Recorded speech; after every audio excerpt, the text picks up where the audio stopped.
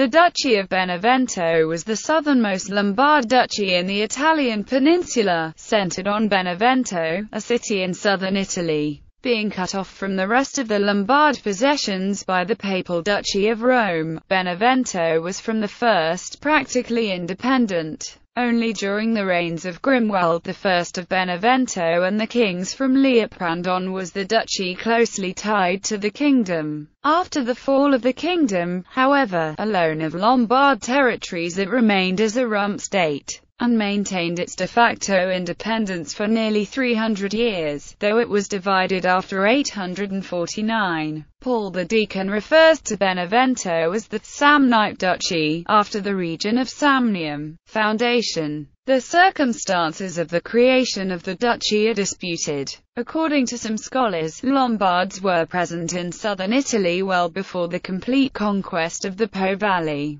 The duchy, by these accounts, would have been founded in 571. The Lombards may have entered later, around 590. Whatever the case, the first duke was Zato, a leader of a band of soldiers who descended the coast of Campania. Though at first independent, Zato was eventually made to submit to the royal authority of the north. His successor was Arichis, his nephew, and the principle of hereditary succession guided the Beneventan duchy to the end. The Lombard duchies, part of the loosely knit Lombard kingdom, were essentially independent, in spite of their common roots and language, and law and religion similar to that of the north, and in spite of the Beneventan duke's custom of taking to wife women from the royal family. A swathe of territory that owed allegiance to Rome or to Ravenna separated the dukes of Benevento from the kings at Pavia. Cultural autonomy followed naturally. A distinctive liturgical chant, the Beneventan chant, developed in the Church of Benevento. It was not entirely superseded by Gregorian chant until the 11th century. A unique Beneventan script was also developed for writing Latin. The 8th century writer Paul the Decan arrived in Benevento in the retinue of a princess from Pavia, the duke's bride. Settled into the greatest of Beneventan monasteries, Monte Cassino, he wrote first a history of Rome and then a history of the Lombards. The main source for the history of the duchy to that time is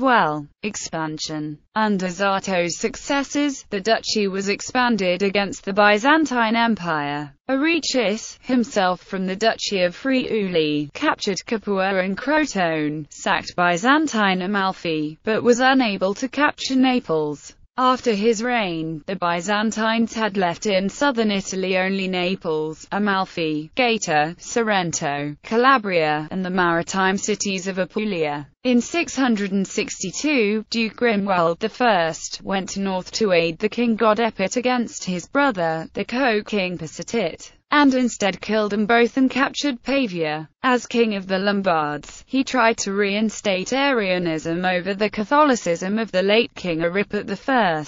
However, Arianism was disappearing even in the duchy, as was the distinction between the ethnic Lombard population and the Latin and Greek-speaking one. In 663, the city itself was besieged by the Byzantines during the failed attempt of Constans II, who had disembarked at Taranto. To recover southern Italy, Duke Romuald I defended the city bravely, however, and the emperor, also fearing the arrival of Romuald's father, King Grimoald, retired to Naples. However, Romuald intercepted part of the Roman army at Forano, between Avellino and Salerno, and destroyed it. A peace between the duchy and the Eastern Empire was signed in 680. In the following decades, Benevento conquered some territories from the Byzantines, but the main enemy of the duchy was now the northern Lombard kingdom itself. King Liutprand intervened several times to impose a candidate of his own on the ducal throne. His successor, Ratchis, declared the duchies of Spoleto and Benevento foreign countries where it was forbidden to travel without her royal permission. Secundum Ticinum. In 758, King Desiderius briefly captured Spoleto and Benevento, but with Charlemagne's conquest of the Lombard kingdom in 774, Aurelius II tried to claim the royal dignity and make Benevento a secundum Ticinum, a second Pavia. Seeing that this was impractical and would draw Frankish attention to himself, he opted instead for the title of Princeps. In 787, he was forced by Charlemagne's siege of Salerno to submit to Frankish suzerainty. At this time, Benevento was acclaimed by a chronicler as a Ticinum Geminum, a twin Pavia. Aurelius expanded the Roman city, with new walled enclosures extending onto the level ground southwest of the old city, where Aurelius raised old constructions for a new princely palace, whose open court is still traceable in the Piano di Court of the Acropolis.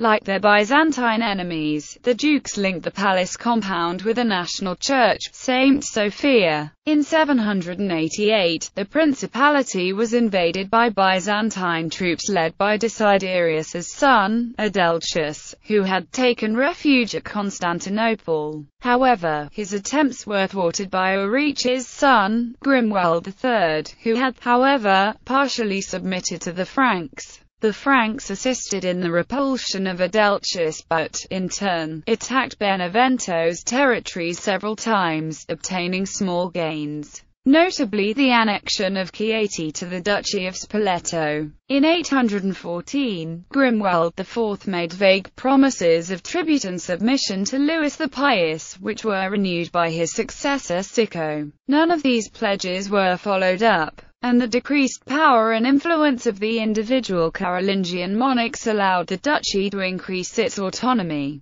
The Beneventan dukes employed seal rings to confirm documents, just like the Lombard kings, and the princes may have continued to use them into the 9th century. They indicate a continuation of Roman forms of administration, as well as widespread literacy, declined through division and conquest. In spite of the unceasing hostility of the Frankish sovereigns, in the following century Benevento reached its apex, imposing a tribute on Naples and capturing Amalfi under Duke Sicard. When the latter was killed by a plot, a civil war broke out.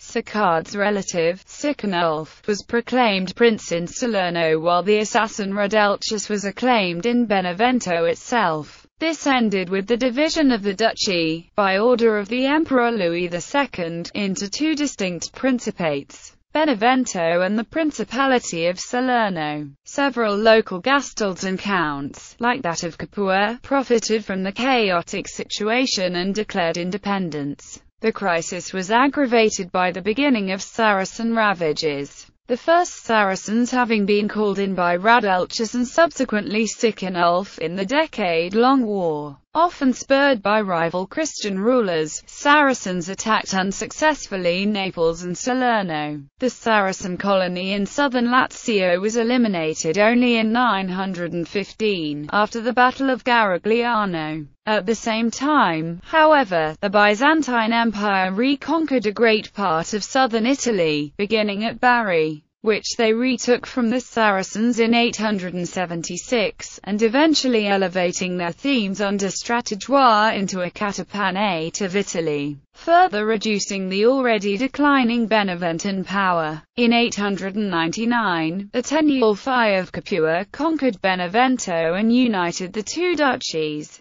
He declared them inseparable and introduced the principle of co-rule, whereby sons would be associated with their fathers, a principle soon borrowed by Salerno. However, all Langobardia Minor was unified for the last time by Duke Pandolf Ironhead, who became Prince of Salerno in 978. He succeeded in making Benevento an archdiocese in 969. Before his death, he had gained from Emperor Otto I the title of Duke of Spoleto also. However, he split it between his sons. Landulf IV received Benevento, Capua and Pandolf II, Salerno. Soon, Benevento was stripped away again when Pandolf, the Ironhead's nephew, rebelled, demanding his part of the inheritance. The first decades of the 11th century saw Benevento dwindle to less than either of her sister duchies, Salerno, then prominent, or Capua. Around 1000, Benevento still comprised 34 separate counties. In 1022, Henry II, Holy Roman Emperor, conquered both Capua and Benevento, but returned to Germany after the failed siege of Troia.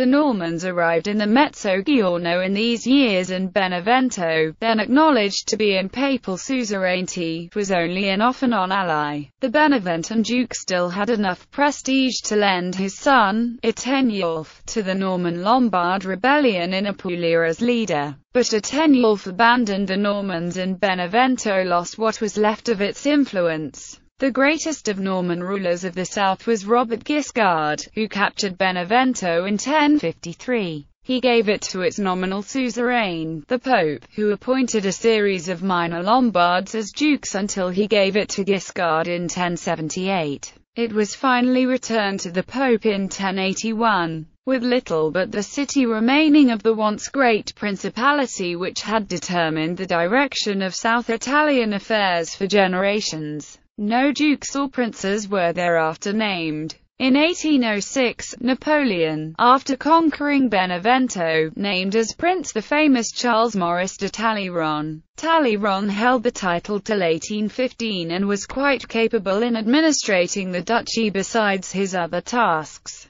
Benevento was conquered by Joachim Murat in February 1814 and at the Congress of Vienna was restored to the Pope. Bibliography. Gwodkin, M. J. P. Whitney, A.L., eds. The Cambridge Medieval History. Volume 3. Cambridge University Press. Oman, Charles. The Dark Ages 476 to 918. London. Rivingtons. Hodgkin, Thomas. Italy and Her Invaders. Clarendon Press. Norwich, John Julius. The Normans in Sicily. Penguin Books.